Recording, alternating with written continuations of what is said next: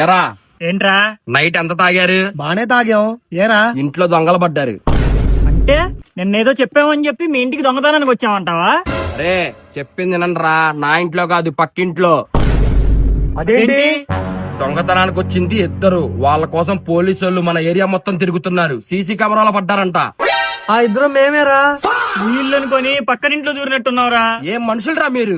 Matter చాలా serious అయింది. అరే ఇప్పుడు ఏం చేద్దాంరా? నా ఇల్లు అయితే మనం మేనేజ్ చేసుకుంటాం. పక్కింట్లో చేసి చచ్చారుగా. వాళ్ళతో మాట్లాడి ఏదో ఒకటి చేయరా. సరే ఏం దొంగతనం చేశారో చెప్పండి రా. నేను 2 ఫోన్లు తీసాను రా. డబ్బులు తీసాను రా, ఒక్క రూపాయి కూడా వాడలేదు. ఈ సరేరా, సామాన్లు కూడా పోయినాయి అంట. నేను బింది తీసారా.